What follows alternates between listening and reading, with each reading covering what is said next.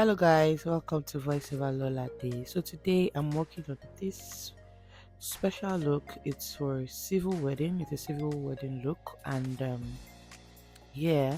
So we start off by, of course, prepping our face. The most important step, if you ask me, because if you miss this step, truly, your makeup will just never remain the same. So you clean your face. You make sure your face is well moisturized and hydrated depending on the face type, and of course you dry through each of the process, like through each step. Make sure that you're drying to avoid your makeup being tacky. You check that the skin is good enough and ready for the next step. You must really follow the process to achieve that clean and flawless makeup look that gets to last all day.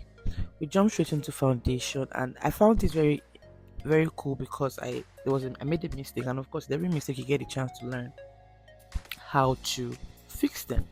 So I figured that the foundation I applied was lighter than her skin tone, and I needed to bring it back to her skin tone. So of course, what did I do? I went in with a darker foundation, and I just began to blend that in. I began to pat that into her skin to ensure that I achieve her skin tone. And yeah, so as a makeup artist, you must make sure that you're aware of all these different ways you can, have to just think on the spot to fix whatever mistake it is you might make, because you're human and you might make mistakes. However, it's important to always look through your process. Like I usually use my phone as my second eye to see what I'm doing, because you might look at it and think it's okay, but if you step back, you will get the verdict of what you're doing. So I just continue to tap that in, tap that in to ensure that add now achieved her skin tone, right?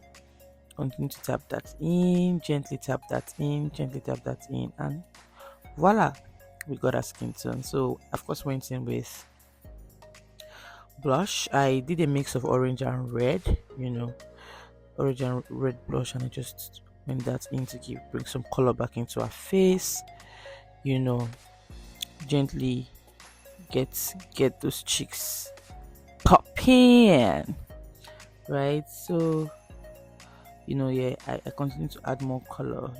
What they say, you go big or go home, guys. And we aren't going home, we're here to stay, guys. Come by Bills is here to stay. So yeah, I went ahead to highlight her face, right? I use Ellie Girl for this.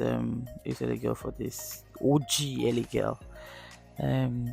Then I went in with another brighter concealer, which is this from Newborn Beauty, and just to get it shining and popping, right? We need all the pop we can get.